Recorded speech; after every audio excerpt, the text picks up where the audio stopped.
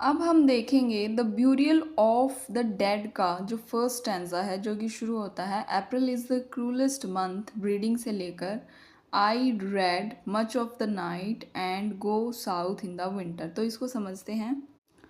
तो कवि कहता है कि अप्रैल का महीना सबसे ज़्यादा दुख देने वाला होता है क्योंकि ये सूखी और मुर्दा ज़मीन से लिलक के फूल उगाता है और ये फूल पुरानी यादों और नई इच्छाओं को एक साथ मिलाते हैं जिससे हमारे अंदर एक हलचल सी होती है। जैसे सूखी जड़ें बसंत की बारिश से फिर से हरी होने लगती है वैसे ही हमारी दबी हुई भावनाएं भी जाग उठती है। पिछली सर्दी में हम गर्मी में लिपटते हुए थे क्योंकि धरती भूली हुई बर्फ से ढकी थी जो सूखे कंधों से एक छोटी सी जिंदगी को पाल रही थी। यहाँ सर्दी के आराम और जीवन के छिपे हुए रहने की बात हो रही है। गर्मी अचानक से आ गई स्टान जब हम स्टानबर्गसी झील के पास थे। बारिश की एक बौछार आई तो हम एक खम्भे वाली जगह पर रुक गए। फिर धूप निकली और हम हाफ गार्टन नाम के एक बगीचे में चले गए। वहाँ हमने कॉफ़ी पी और 1 घंटे तक बातें की। एक औरत कहती है, मैं रूसी नहीं हूँ, मैं लिथुआनिया से हूँ, असली जर्मन। और जब हम बच्चे थे तो हम आर्क ड्यूक यानी बड़े राजकुमार के यहाँ ठहरे हुए थे। मेरे चचेरे भाई ने मुझे एक स्लेट यानी बर्फ़ पर चलने वाली गाड़ी पर घुमाया और मैं डर गई थी। उसने कहा, मैरी मैरी कस के पकड़ो और हम नीचे चले गए। पहाड़ों में वहाँ तुम्हें आज़ादी महसूस होती है। मैं रात भर ज़्यादातर पढ़ती हूँ और सर्दियों में दक्षिण की तरफ चली जाती हूँ। तो इस पूरे हिस्से में कवि अलग अलग यादों और विचारों को एक साथ रखता है।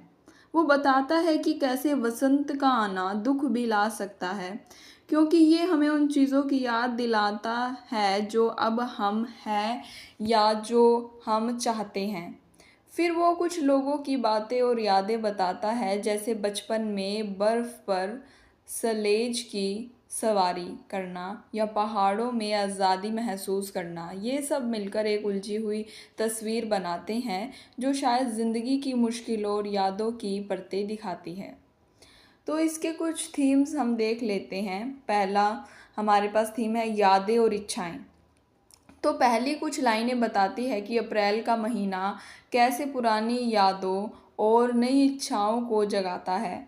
वसंत का आना जो नया जीवन लाता है, हम उन चीज़ों को भी याद दिला सकता है जो गुज़र चुकी है या जो हम पाना चाहते हैं। ये यादें और इच्छाएं मिलकर हमारे अंदर एक तरह की बेचैनी पैदा करती है। कवि सर्दी के मौसम को आरामदेह बताता है जब धरती बर्फ़ से ढकी रहती है और जीवन एक तरह से छुपा हुआ रहता है। इसके मुकाबले वसंत का आना एक हलचल पैदा करता है, एक नई शुरुआत होती है जिसमें दर्द और पुरानी यादें भी शामिल होती है। ये दो मौसम ज़िंदगी में अलग अलग पहलुओं को दिखाते हैं, एक शांति और ठहराव को, दूसरा बदलाव और भावनाओं के उथल पुथल को।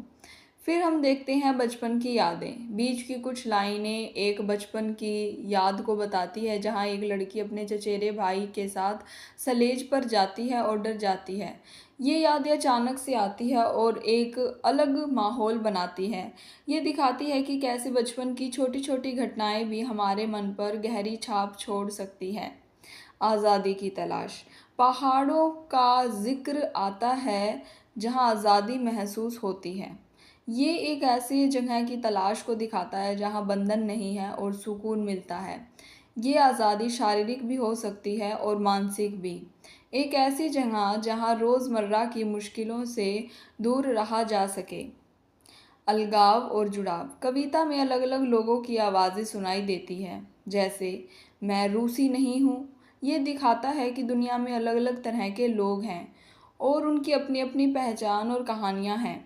हालांकि ये अलग अलग कहानियाँ एक साथ जुड़कर एक बड़ी तस्वीर बनाती है, लेकिन हर आवाज़ अपनी जगह पर अकेले ही महसूस होती है। प्रकृति का प्रभाव। पूरे हिस्से में प्रकृति, अप्रैल, लिलैक, बारिश, धूप, बर्फ, पहाड़ का बहुत ज़्यादा जिक्र है। प्रकृति हमारी भावनाओं और यादों को जगाने में एक महत्वपूर्ण भूमिका निभाती है। मौसम और जगह हमारे मन की स्थिति को बदल सकते हैं और हमें पुरानी बातें याद दिला सकते हैं।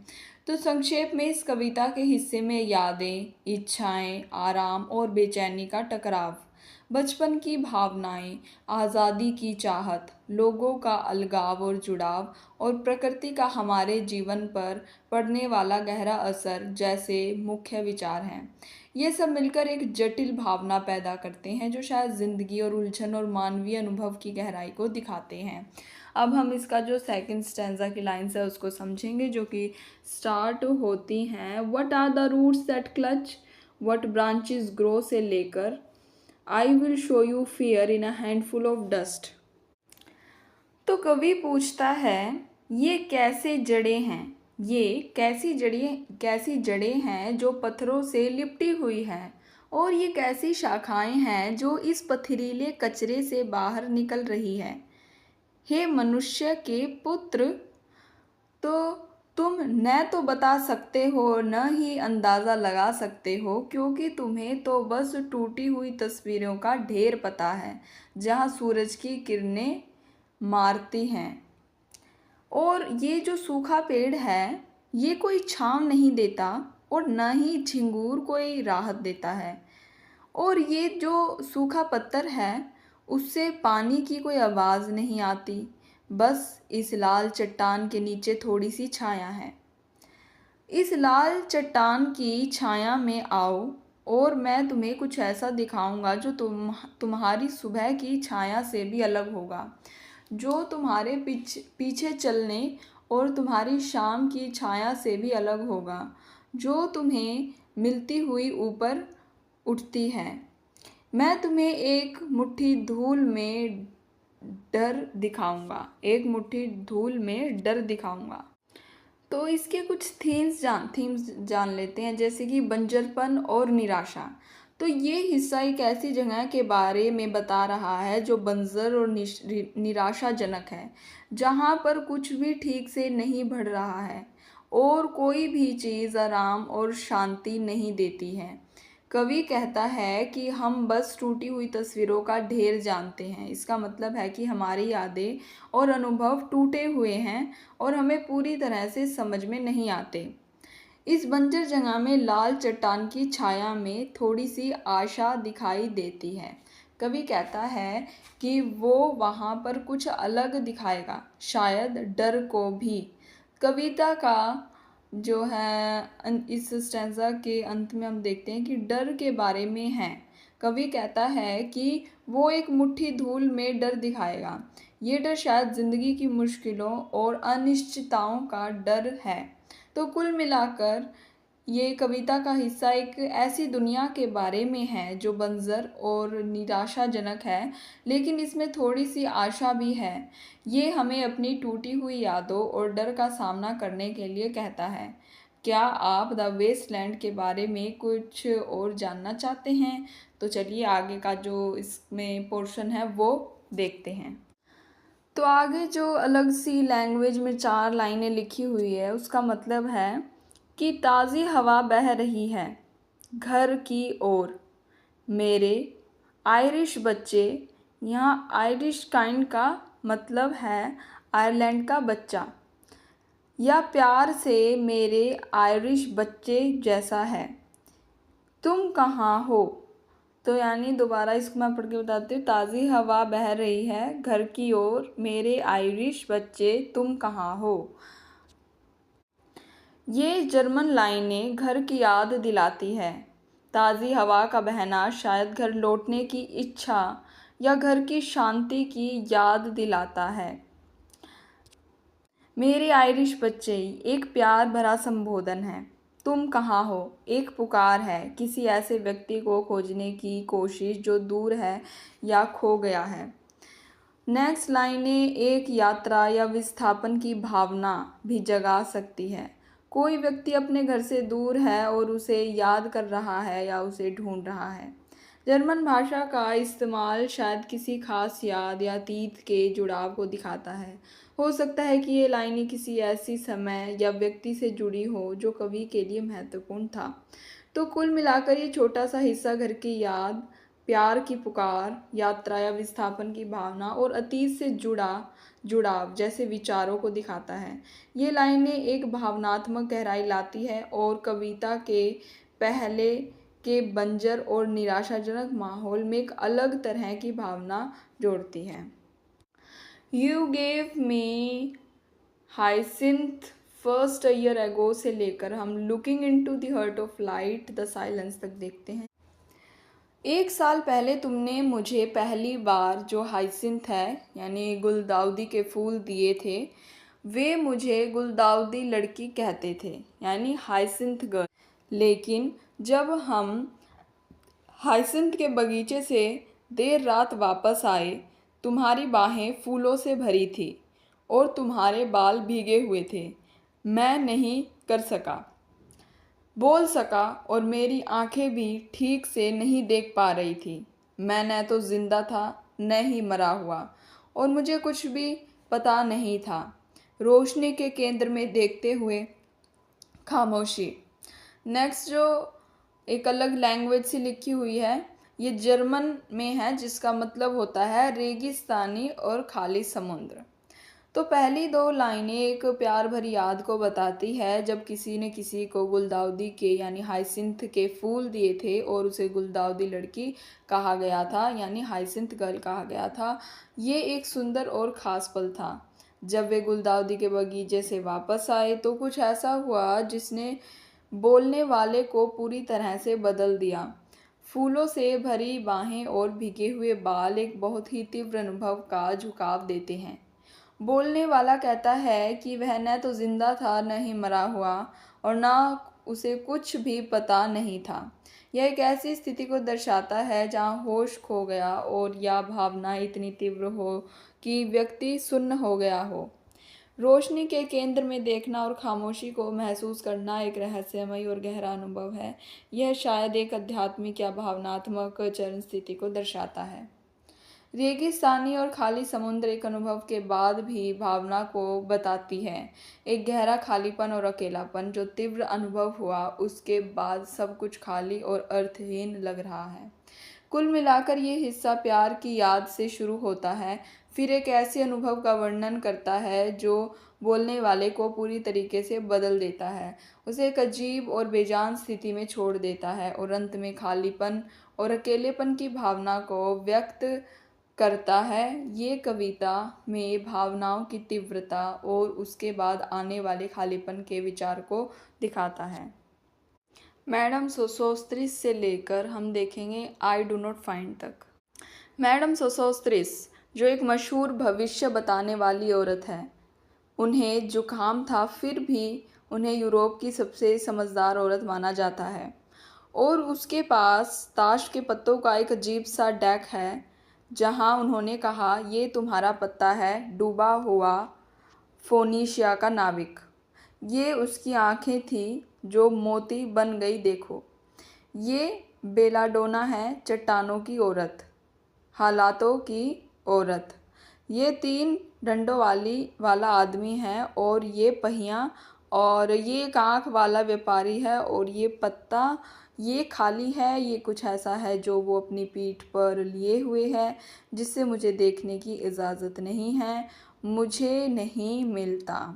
तो ये पूरा हिस्सा भविष्य बताने और भाग्य जानने की कोशिश के बारे में है। मैडम सोसोस्ट्रिस ताश के पत्तों से भविष्य देखती है। मैडम सोसोस्ट्रिस को यूरोप की सबसे समझदार औरत माना जाता है, लेकिन उसके पास विकेड पैक ऑफ कार्ड्स यानी अजीब ताश के पत्ते हैं।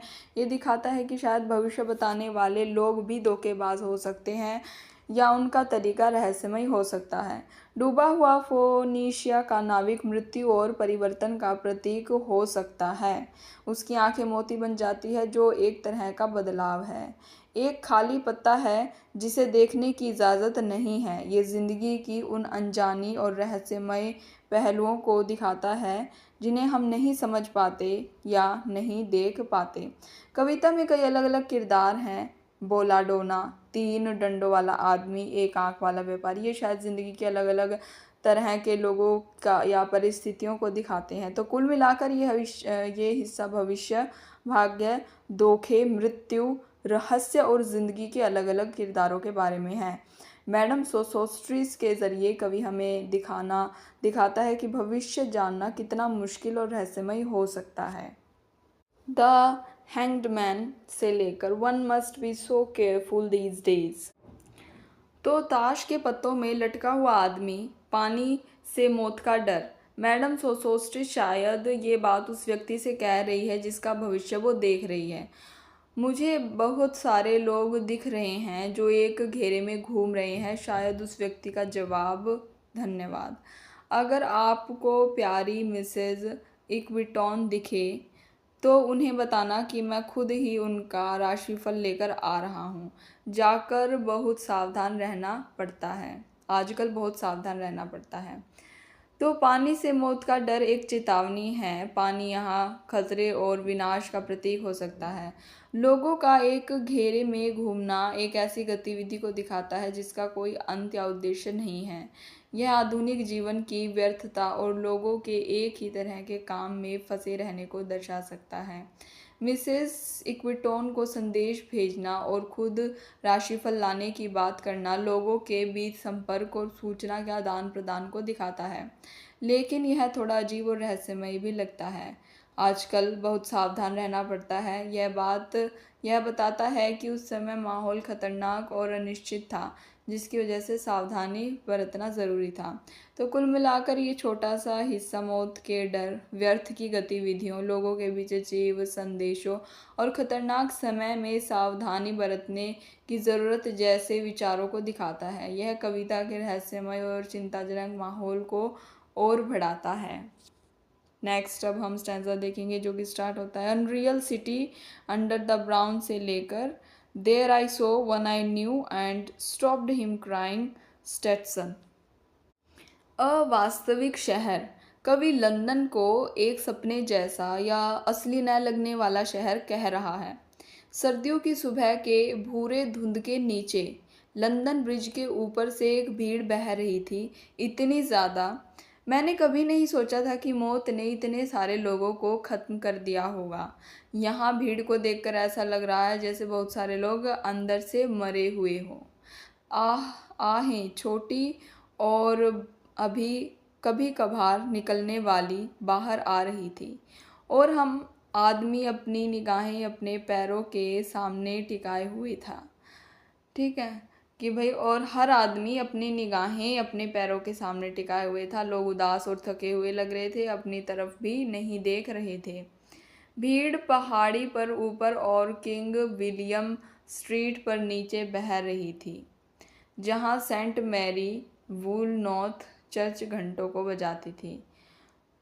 9 बजने की आखिरी घंटी की मुर्दा आवाज़ के साथ घंटी की आवाज़ में भी जीवन नहीं है।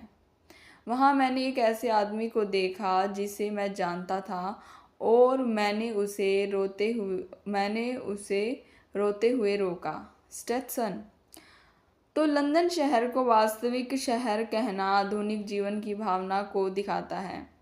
ठीक है, लंदन को अवास्तविक शहर कहना आधुनिक जीवन की भावना को दिखाता है। यहाँ सब कुछ असली और जीवंत लगने की बजाय धुंधला और खोखला लग रहा है। इतनी बड़ी भीड़ होने के बावजूद हर आदमी अपनी ही दुनिया में खोया हुआ है, अपनी निगाहें नीचे किए हुए। एक आधुनिक शहरों में लोगों के बीच अकेलेपन की भावना को दर्शाता है। कवि का यह कहना कि मैंने कभी नहीं सोचा था कि मौत ने इतने सारे लोगों को ख़त्म कर दिया होगा, शारीरिक मृत्यु की बात नहीं कर रहा, बल्कि लोगों के अंदर की भावनाएं मर चुकी है। वे बस यंत्रवत ही जी रहे हैं।